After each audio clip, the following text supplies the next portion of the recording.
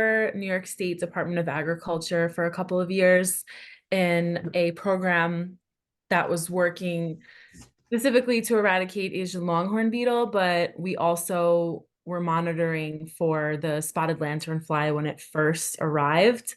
So we started like taking inventory of host trees for the spotted lanternfly while we were also surveying for the Asian longhorn beetle. So they were actually able to eradicate the Asian longhorn beetle from a lot of places that it was infested. So that's kind of a success story that I like to tell people, because I think when we talk about invasives, it's all very like kind of like grim and just like throwing your arms up like there's nothing we can do. So that's really the only reason I bring that up.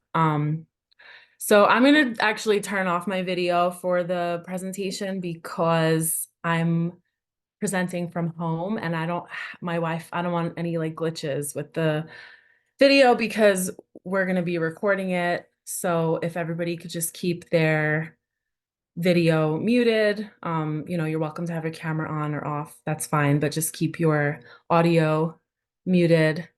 And if you have any questions, you can enter them in the chat. Let me share my screen so I can show you guys what I'm talking about. Um,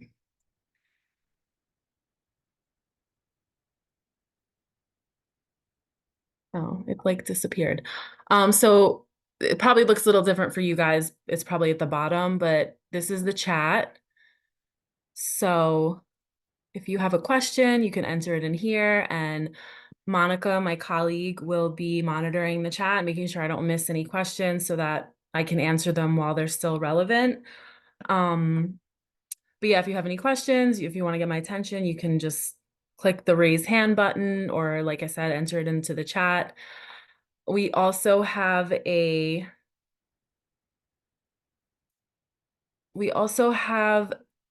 special speaker that's going to be coming on just for a couple of minutes to speak about how he's been working to remove the water chestnut out of the waterways in Sullivan County. So once we get to that part of the presentation, he's going to jump on and speak for a couple of minutes also. But yeah, I guess we'll just get started. I'm just trying to figure out how to get my presentation on here.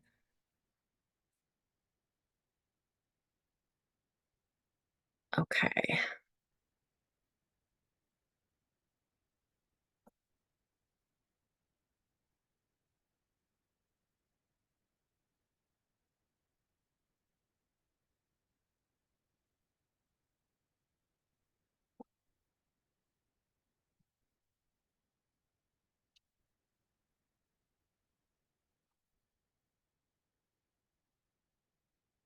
All right.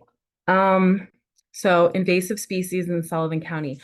I chose like the few that I think are the most relevant because I get the most calls about them in my office. So if I miss any, I'm thinking about maybe doing like a second invasive species presentation. So if you guys are interested in me doing that, you can email me and I can set that up for later in the winter. But like I said, okay, so I don't know if anyone remembers this episode of The Simpsons, but I'm like dating myself here. I remember when this aired, it was in the 90s, it was 1996. And I feel like maybe that was the beginning of when people started to become aware of invasives and the problems that they were starting, and people were starting to kind of see them in their own yards. They were obviously like in pop culture too. That's my reason for bringing this up. But I remember being a kid and seeing the spongy moth caterpillars everywhere, and my mom telling me don't let them touch you because you're going to get a rash, which they were then called gypsy moths. Now they're called spongy moths. But so invasive species are, I kind of wanted to get like a working definition first so that everybody kind of was on the same page. Oh, how do I go back? Let me go back previous. Everybody was kind of on the same page and had like a basic understanding of what exactly we're talking about when we talk about invasive species. So they are non-native organisms that have been introduced to a new environment, either accidentally or on purpose. And usually they are introduced by means of the pet trade, horticulture, or shipping and global trade. They can be plants, animals, microbes. They can live in waterways, forests, farms, among agriculture and urban landscapes. I know if anyone's been to Manhattan or Philly in the past couple of summers, they probably have seen those spotted lanternflies everywhere. Um, but yeah, every year new invasives are introduced somewhere, and what determines if they're able to get a foothold in our environment is the biodiversity that exists in that environment and the resiliency of the local ecology. Invasive species are a major factor in an estimated 40% of endangered species listings, and they are one of the main drivers of global biodiversity loss. So they're definitely something to be aware of, even, in our own yards and in our own local ecology. They outcompete native species because they have no natural predators or controlling mechanisms in their new environment. Also, it's worth mentioning that the changing environmental conditions driven by climate change means there's a less robust ecology overall, and then in come the opportunistic invasives. So that's like what we're when I say invasives, this is what I'm talking about. So today we're going to be talking about how to identify some of the invasives commonly found in Sullivan County, what the damage they cause looks like, and why we're worried about it, and also the best practices in managing them in your yards or just, in our recreational spaces, wherever it is that we're trying to manage them.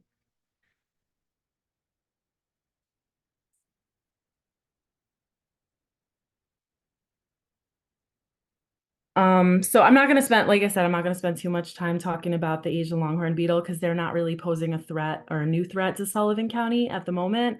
But I just wanted to talk about my experience working to eradicate an invasive for New York State Department of Agriculture. Um, just to highlight a success story, like I said, because it was eradicated completely from New Jersey and also parts of Brooklyn, parts of Long Island. And I think talking about Asian longhorn beetle helps us understand how wood borers damage trees, and a lot of invasives are wood boring pests. So the host trees that the Asian longhorn beetle love are maple, elm, willow, horse chestnut, and birch. And if you look at this graphic over here of the inside of the tree, they burrow through the bark, or they lay their eggs in the bark, and then the larva burrows through all of the tissue, the cardiovascular tissue, into the heartwood, and it damages the vascular system of the tree so badly that it's usually not able to recover once it has an infestation. So that's why it's important that we keep an eye out for these wood borers, because once they are in a tree, the tree is pretty much not salvageable. Um, Also, I think a lot people didn't realize this at the time, but when Hurricane Sandy hit in 2012, a lot of trees fell and were damaged. And so a lot of tree companies came up from all over the tri-state area. And I think that a lot of the pests were spread during that cleanup time after Hurricane Sandy.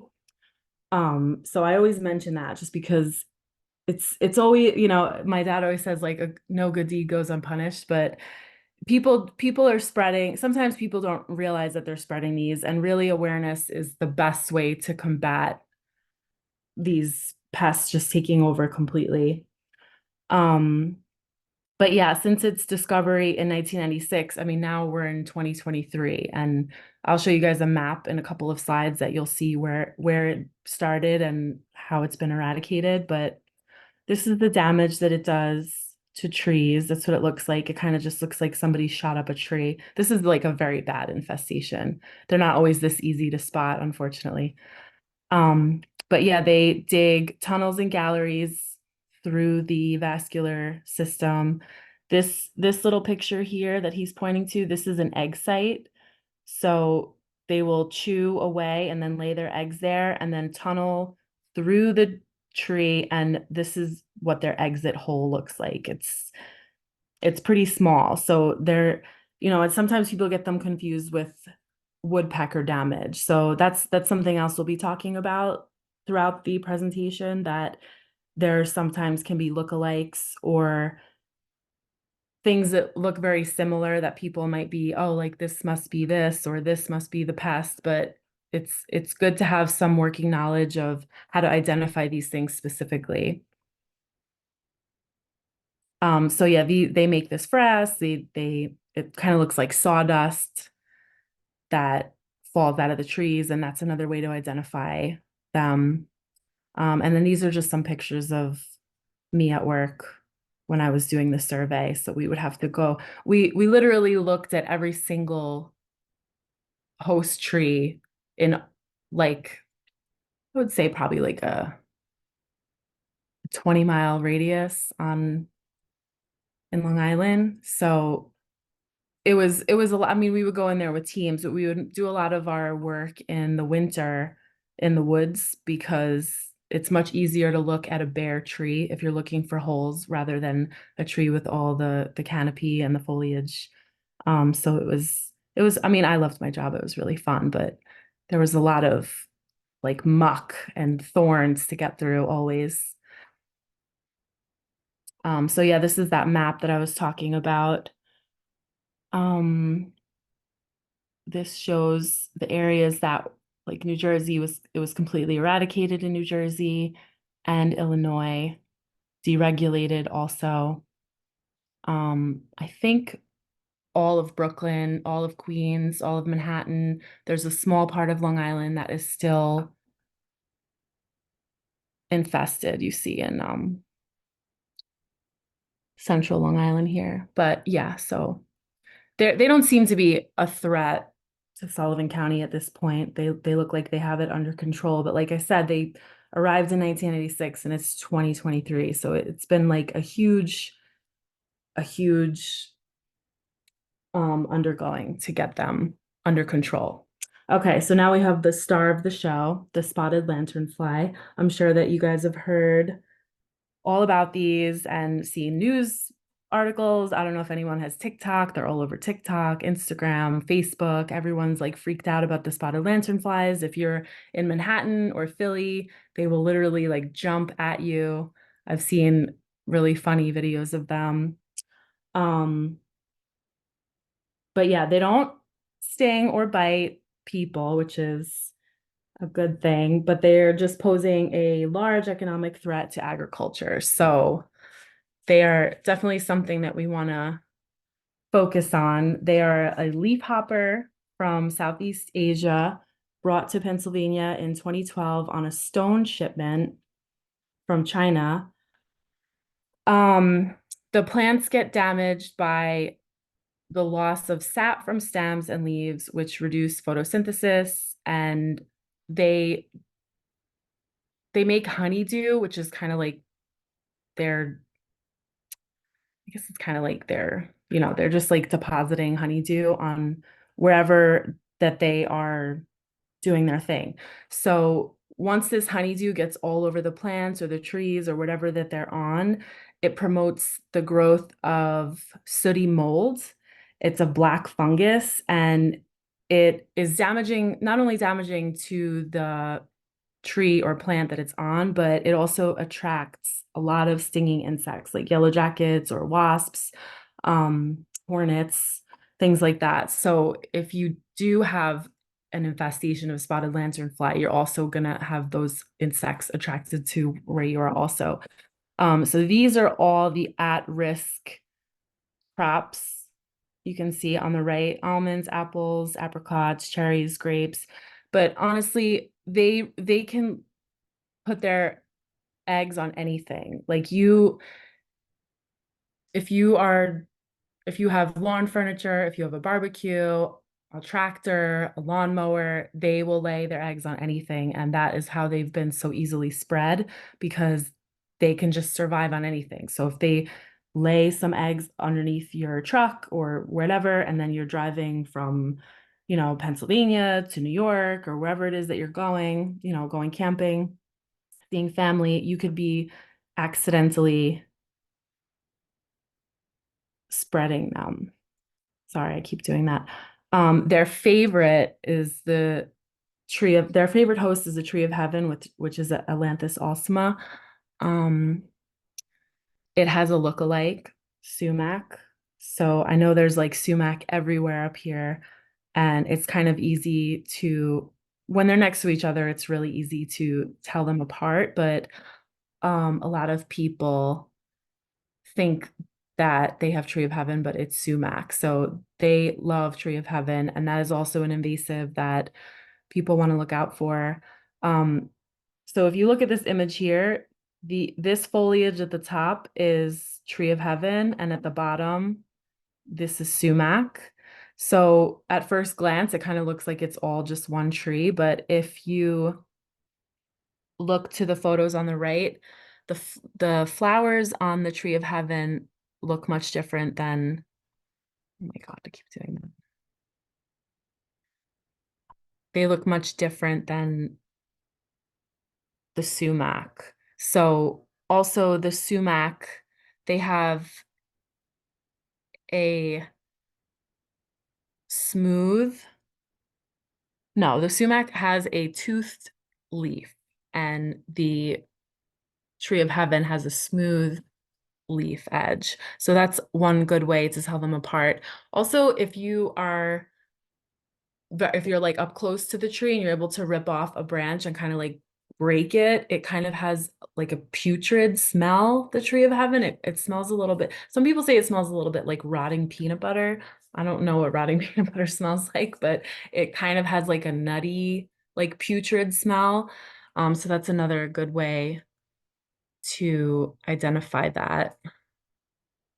Okay, so this is the spotted lanternfly life cycle. Um, they have already laid their eggs at this point. So if you were to be looking for them over the winter, you're looking for their egg masses, which I have a picture of on the next slide. But this is their life cycle. This is when they arrive. Like where we are, I would say the earlier date is when you're going to see them, just because it's a little cooler versus like Long Island or some parts of the coast. So we have the eggs that will be present until about June, and then you'll start to see the first little instars hatch, and then they keep getting bigger and bigger, and then usually it's like July through September, you're going to see the adults, and this is when you're going to see the really aggressive jumping and them like all over the windows and walls of buildings in New York. And I know that like pretty much every county around us at this point has had pretty bad infestations. So I know that they're in Sullivan County. I hope that I'm wrong, but I anticipate that this summer we will see kind of an explosion the way that the counties around us have. I know Westchester was like nuts the last 2 summers with spotted lanternfly. So it's just important that people are aware of what they look like, and if at all possible, I mean, in the winter, I would encourage you to, it's much easier to look at your trees when they're not, when they don't have a full canopy of leaves around them. So I encourage people to look in the winter time. This is, oh, I forget my thing is a touch screen. So every time I touch the screen, it goes back. Sorry. Um, This is what the egg masses look like when they are first laid. And then throughout the winter, they kind of like, they dry out a little bit. And then this is what they look like when the nymphs start to emerge in the spring or late spring, early summer. But this is what you're looking for if you're going to take a look at your trees. Like I said, patios, lawn furniture, barbecues, like they'll lay their eggs on anything. So I would encourage everybody to take a look and see if they have any around their property, even if you're on a walk in the park or wherever. The best place to report is imapinvasives.org, and that list is comprehensive. It's matched with the state. The state has a website also where they have people report them and send them pictures so that they can verify that that's exactly what it is and it's not a lookalike, because there are a few lookalikes also. And that is the best way to combat the spread of them. You can see here the map. I mean, they only have been here like less than 10 years. And this is the impact that they've already had. I would imagine that like this little county in Tennessee and I would imagine that all of the counties around them by next summer will probably also be infested. I know that we're like right over here. I know that they're in the county. We haven't had like a terrible infestation yet, but it's not looking good for us. So it's really important that, people are aware of it, they get the word out, and they just look for it as much as they can, report it as much as they can, because the more that it's found, I think the more resources that the state and the federal government will like throw at this and try to really get it under control, which, we can discuss whether or not I think it'll ever be under control. That's a conversation for another day. But yeah, it's important that everybody knows how to identify it, and if you see it, report it. There have been a few, if you do find it on your property, there are a few like homemade traps that people have had really great success with managing them. Um, I don't really like to suggest that anybody use insecticides, but if that's the path that you choose to take, there are a couple of pesticides that are safe or allowed to use. I won't say safe, but they're allowed to use in New York, that are effective for the spotted lanternfly. That I think these are more for people who have crops or farms that they are concerned about. I wouldn't say that it's for someone who just has like a backyard garden. But these give really great these two websites, I can email them to you guys later. They give really great instructions on how to build these traps and how to make them also bird friendly, so that you're not catching birds or other like hummingbirds. A lot of times the traps that are built will catch hummingbirds accidentally, and we don't want to do that. So these are hummingbird safe. But they say like vacuuming them is really good if you do have an infestation. Obviously, if you see them, you're gonna murder them on site. But yeah, the circle trap and the sticky vent traps have been really effective. And if you see the eggs, you should scrape them off and throw them in a bucket of soapy water. That'll kill them. And then we can hopefully not see them spread too much more. But my next invasive is, unfortunately, I think this is the worst one. This is everywhere. It's everywhere. I mean, I'm looking at it right now in my yard. It's like encroaching on like all four corners of my yard. It's like there's nothing I could do about it because I'm in the wetlands and it's all over there. It's taken over like all the paths. It's on the sides of highways. It's on the Delaware River. It's just everywhere. I mean, I can't think of a place that I don't see it. But it was introduced from East Asia in the late 1800s, actually on purpose, which is crazy, to stabilize the stream banks, which it does a great job at doing, but then the stream banks become a monoculture and nothing else thrives there. We lose biodiversity.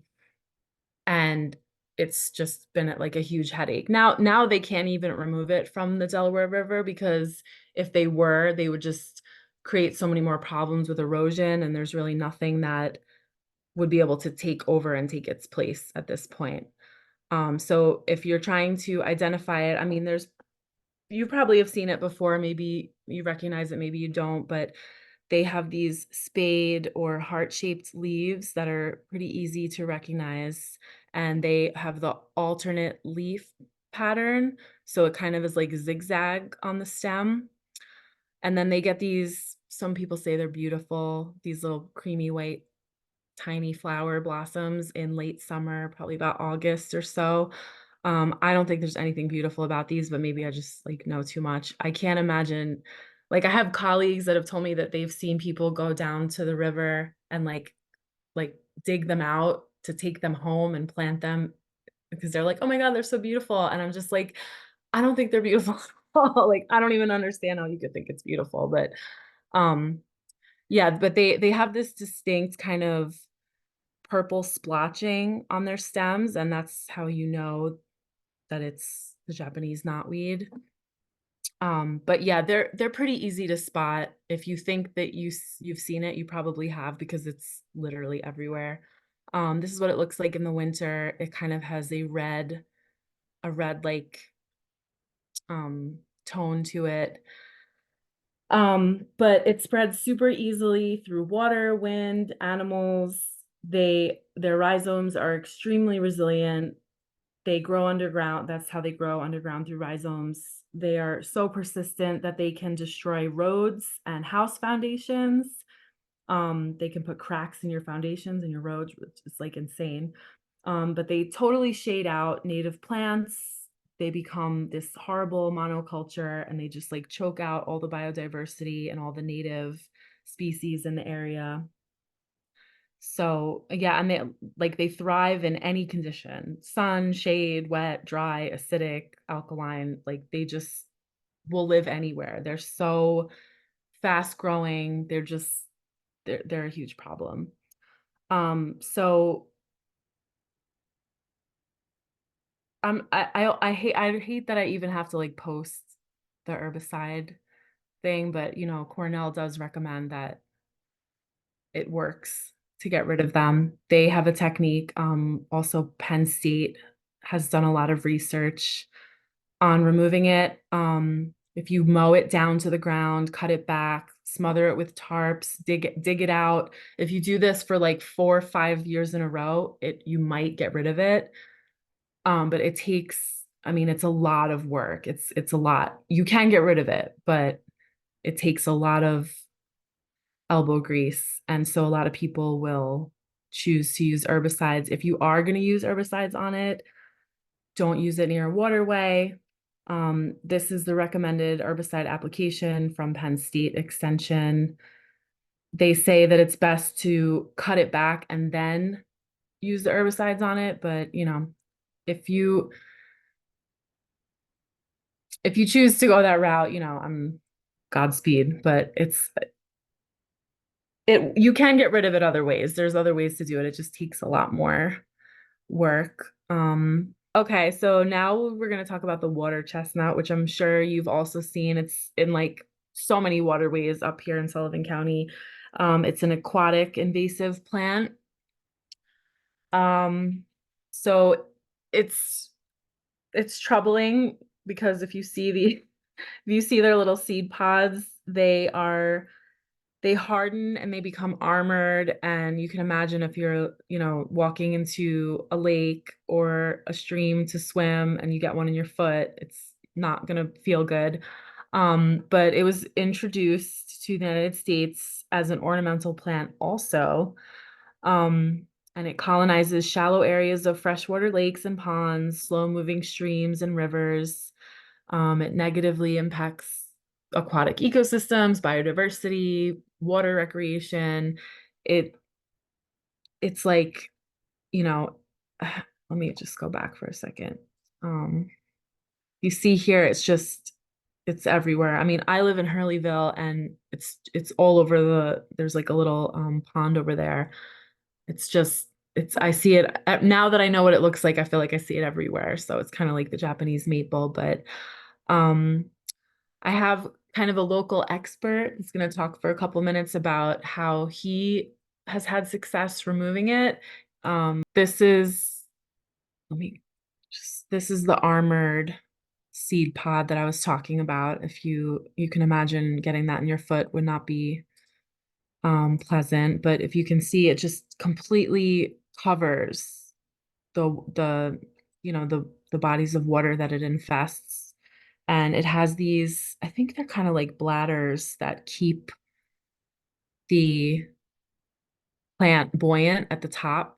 And then the roots are super long.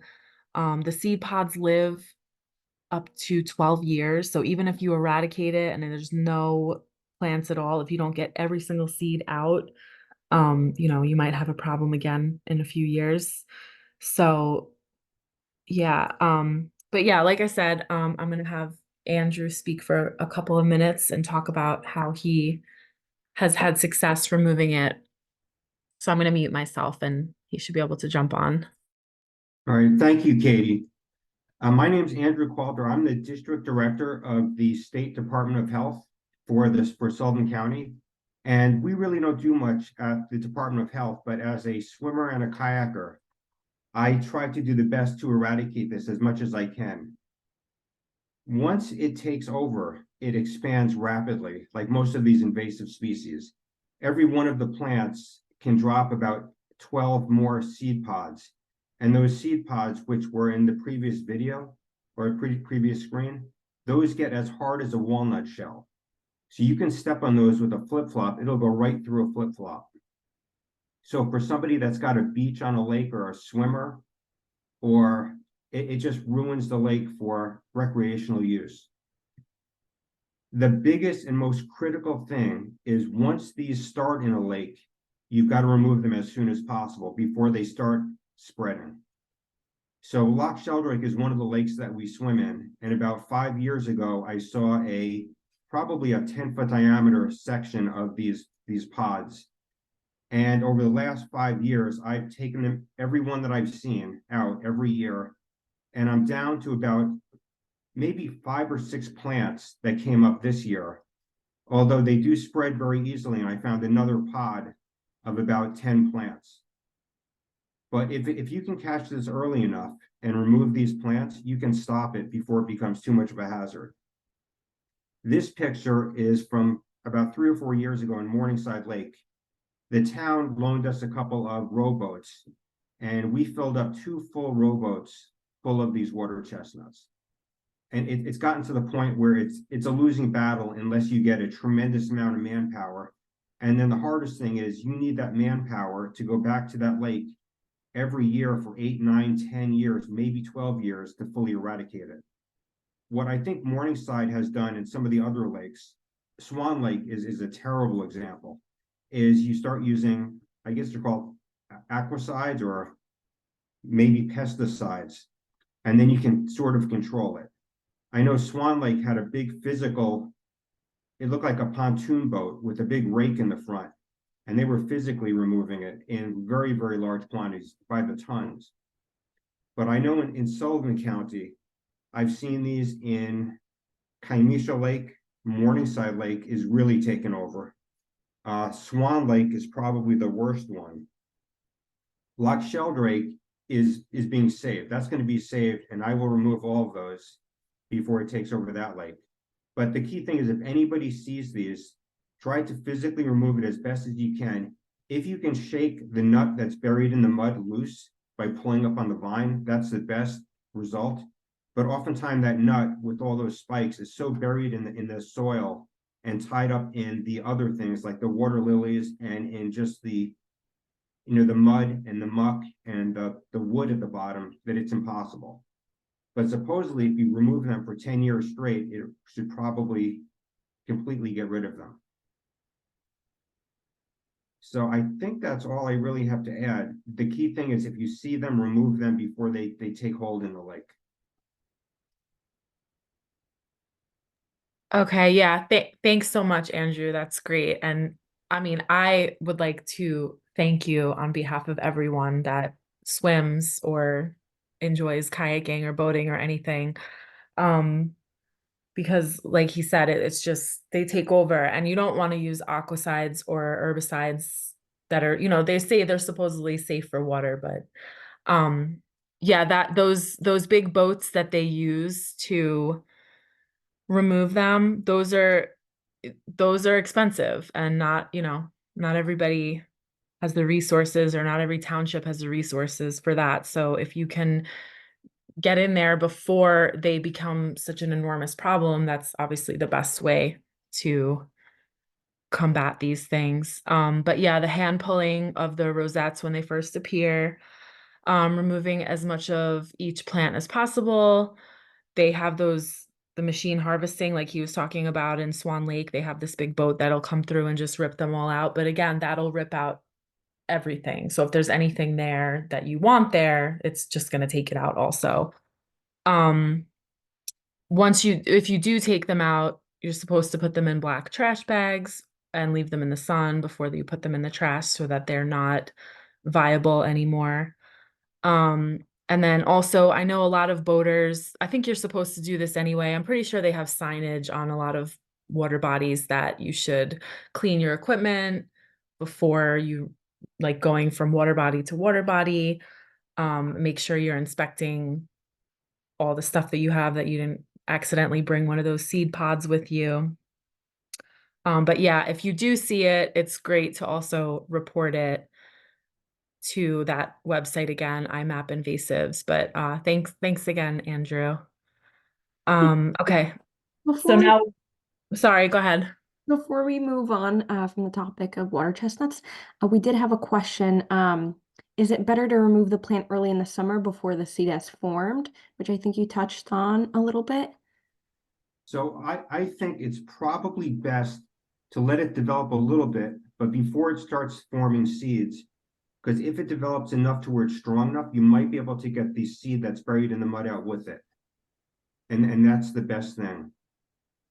Once you let it get too big, then you're removing so much volume that it ends up taking a lot longer. And once it forms all the nuts under the rosette, those nuts are pretty sharp and spiky, even when they're green, even before they harden like a walnut shell. And it becomes potentially dangerous to your fingers when you start removing it. So I try to remove it when it forms like a 6-inch doily before the nuts form under it. And then after I remove every one that I see, I go back maybe a month later to make sure I didn't miss any. Okay, thank you for that. Another question was, are they found in reservoirs? They could be in any type of water, but they generally only grow where the sun will shine through. So only in probably 10 feet of water and less. So you would never see them in the middle of a deep lake, only along the shore, generally where the lily pads and other growth is coming to the surface because they need sun. So in a deep reservoir, probably not, but they could be on the sides. Yeah, it could be on the sides. I think it's also like slow moving bodies of water. So, things that don't get too much action and they're pretty shallow. That's their preferred space. That was it for the questions, Monica. Yeah, that was it. Thank you. Okay, thank you. Thanks for asking those because I guess I didn't realize when I go into the chat it stops sharing my page. So okay, so now we're going to talk about the emerald ash borer. This is another one of those hardwood boring pests that damages the vascular system of the tree, and so it pretty much kills the tree once it's infested. It was discovered in North America in 2002. It disrupts the nutrient flow, very similar to the Asian longhorn beetle, like I was speaking about before. It damages the heartwood, the circulatory system, and it causes the tree to girdle. Unfortunately, the emerald ash borer, this is one of the pests that I think the federal government and the state governments have kind of just given up on. It's deregulated in a lot of the Northeast because it's pretty much killed, I guess, hundreds of millions of ash trees at this point. So there's like anything that's still, any ash tree that's still standing, they figure, okay, well, they're just going to live, or that's it. They're not going to be able to damage anymore. But I know that they're in Sullivan County. I know a lot of people have their trees removed just because they started seeing the canopy die off, and then like, the limbs start falling off. And it was the same thing in Long Island with the Asian longhorn beetle. There's like some telltale signs of the tree failing. So um, with the emerald ash borer, they're very tiny, so you're not going to be able to see them, but you will be able to see the distinct damage that they make, and they only eat ash trees. So they make this little D-shaped exit hole here that you can see in this picture. It's kind of it just looks like an uppercase D. You'll also notice a lot of canopy dieback in any tree that has canopy dieback. There's something going on. It isn't necessarily this pest, but there's some pest in the tree that's causing that to happen, or a fungus or something.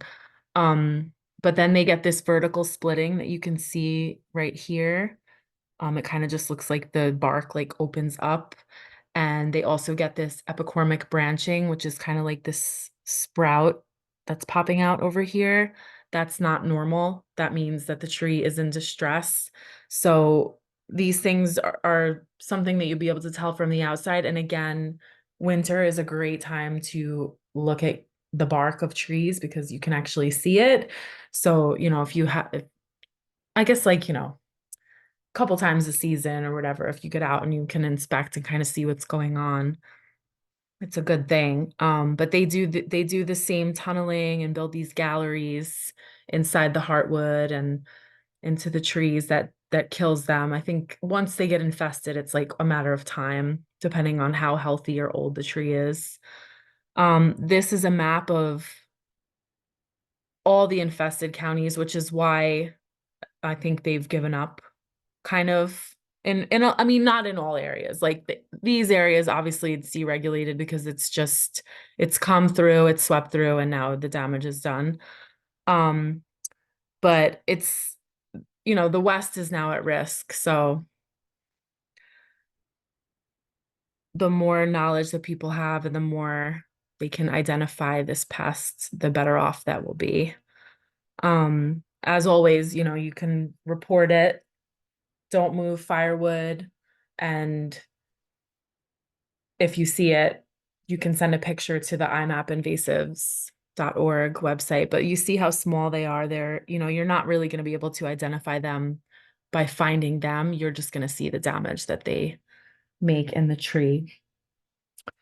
And now we're going to talk about the hemlock woolly adelgid.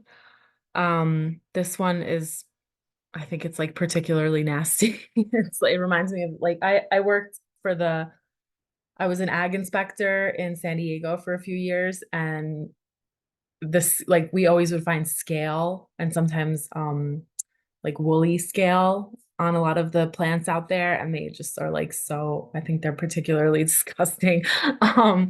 But yeah, they are easiest to spot in early spring. They kind of look like white cottony, you see in the picture, like white cottony masses on the twigs and needles. Actually, I was talking to my parents yesterday, and they told me that they lost a bunch of hemlocks in Long Island to this pest. They had to have them taken down because they just died. But they are small, soft-bodied aphids that feed exclusively on the coniferous plants using their piercing, sucking mouth parts. The tree loses its vigor, it drops needles. Anytime a conifer drops needles, there's a problem again. But the loss of vigor and loss of foliage cause the tree to die. And hemlock trees are specifically very important, especially in our environment. They are a foundation species. They prevent erosion on stream banks. They absorb pollutants from farmland before those pollutants are able to enter our waterways. So they're an important species. Like I said, they stabilize the stream banks, and it would have been great if instead of planting the Japanese knotweed in the 1800s. They planted these, but I guess such is life. They also provide a dense shaded canopy to moderate stream temperatures in forests so that the fish and the aquatic organisms living there don't get too hot. But yeah, it's easy to spot them. Like I said, it's easy to spot them in the spring, but they say a good time to attempt to control them is when the second generation begins to develop. Insecticidal soaps and horticultural oils like neem oil have been effective, which is good news because they're not herbicides. But anytime you apply them, you don't want to do it on a sunny day. You want to do it because that will damage the tree more. But you can do it during the winter before new growth emerges. And you don't want to do it during the growing season because that'll damage them also. So you want to do it like on a non-sunny day in the winter. There's a really great program, the New York State Hemlock Initiative. They have a wealth of knowledge. I put the email down here, but if you have this pest, it's a good idea to contact them. They will probably suggest pesticides. This is the pesticide that they say works the best. They were also doing research on the biological control methods. They found that silverfly helped control the population, but it's not where they want it to be, and it's not available for the public to treat in that way yet.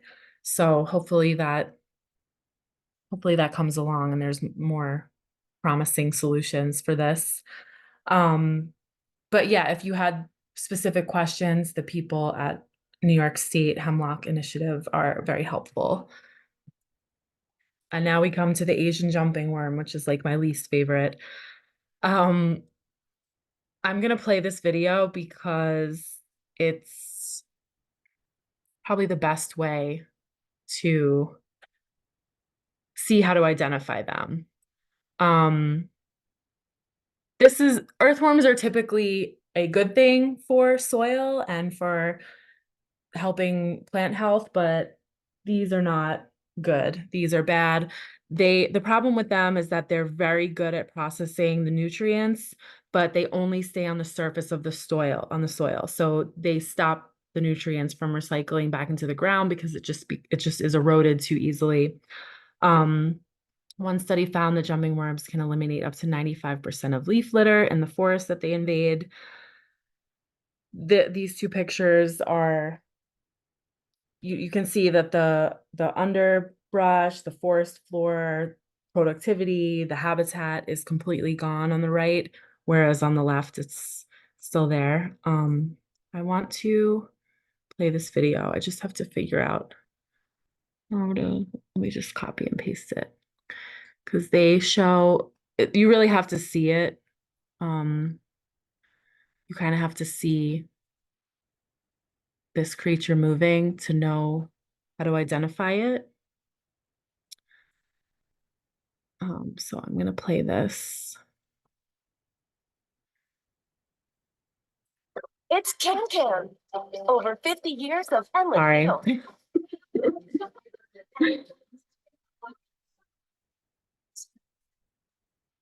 ShopRite's Can Can sale. You can't miss it.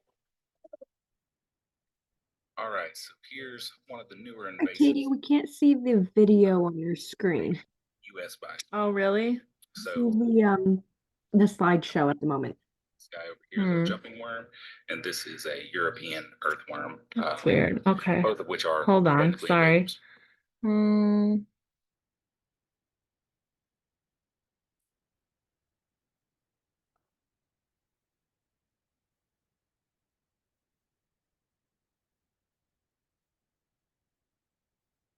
Okay, here we go. Species with this Sorry about that, guys. U.S. by storm. So these are Asian jumping worms. So this guy over here is a jumping worm, and this is a European earthworm. Both of which are technically invasive species, but this one's become naturalized. It's been here for a long time with us, and we've kind of just grown used to having them. This is the Asian jumping worm. When you compare them side by side, this guy's much more of a reddish color. These are kind of a gray green. These, I think it's called a clitellum, is, it's raised up and it's a peachy color, whereas these are the clitellums. Smooth, it's pretty flush with the body, and it's a whitey gray color. Another way for identification, and probably one of the more reliables, is their defense behaviors. So a common earthworm, when they're being threatened, they'll kind of squinch up like this. They'll writhe around a little bit, but they don't go crazy. In comparison, the Asian jumping worms will flip out when they feel threatened. Sometimes they get so wired up that they actually jump, hence the name, jumping worms. So a lot of you are out there probably thinking, what's the big deal?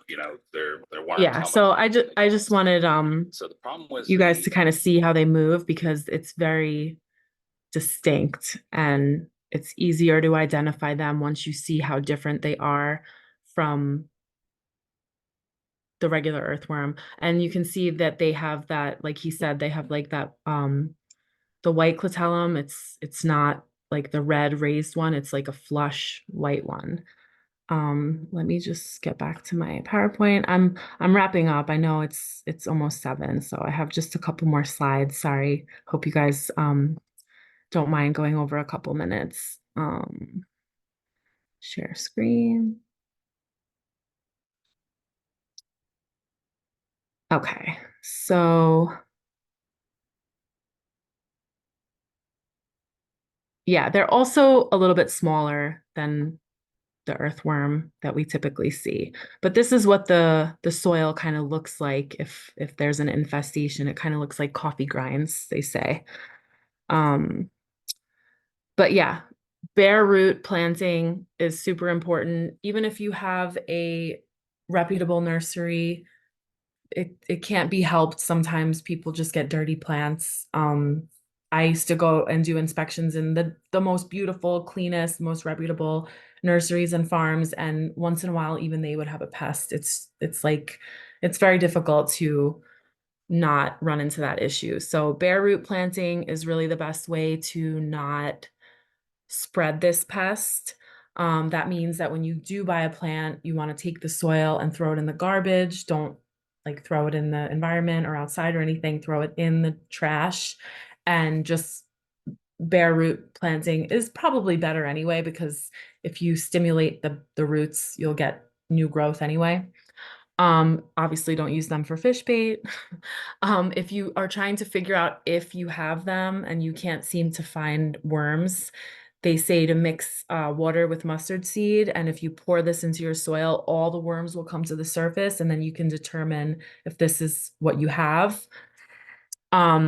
There's ways to kill them. There's like, you can make a solarization package.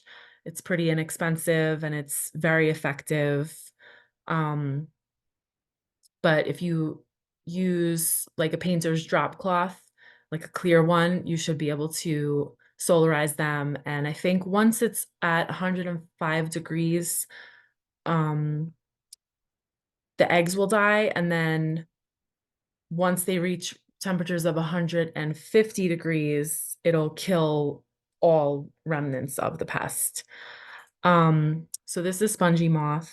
This is what the droppings look like. I don't know if anyone remembers.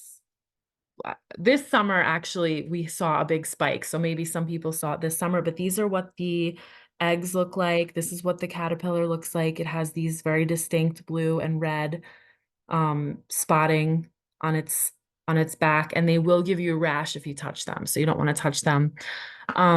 These are the droppings they make. I remember like seeing these on my car, my patio, like all over the place when I was a kid. I think it was like, in the 90s sometime.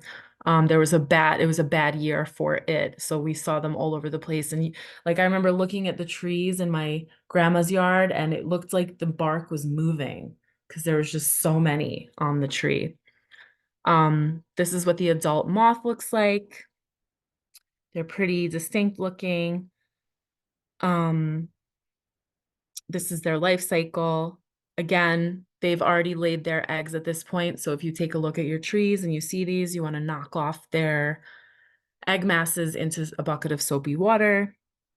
You will see the caterpillars in early spring or summer. So these are, you'll find their droppings all over the place, like I said. And then, a moth is a moth. I feel like they all look the same. So they're a little harder to identify because they fly also. So they're not gonna stay still so you can determine what they are. So you want to look for the egg masses and the larva with the spongy moth. The good news is that if you do get an infestation, it usually takes a few years of heavy defoliation to kill the tree.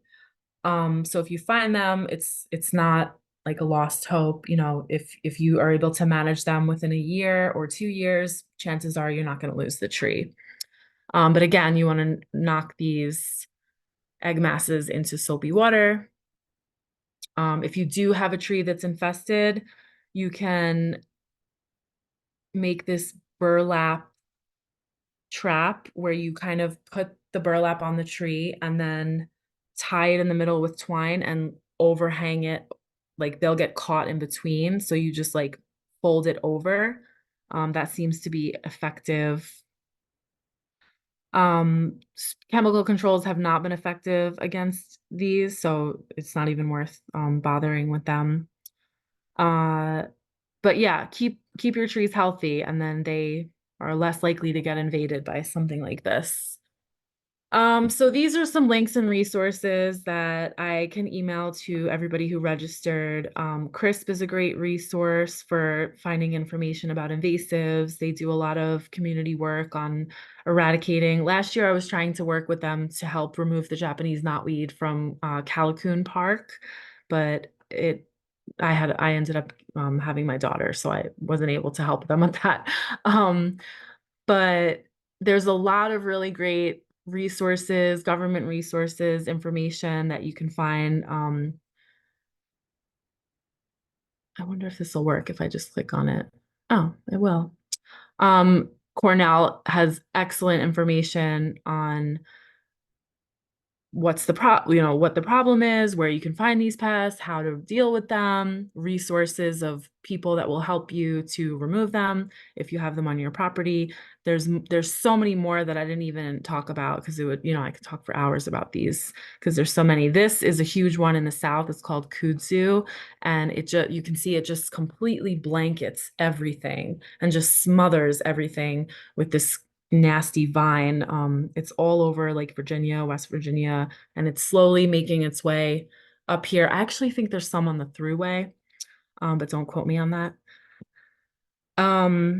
But yeah, is there any hope? What are we doing? So there are the USDA quarantine zones. Like I said, we don't want to move any firewood. If you are driving from state to state, check out your patio furniture, check out your car, make sure there's no weird eggs on it. If there are, scrape them off. Always report anything that you do find to imapinvasives.org.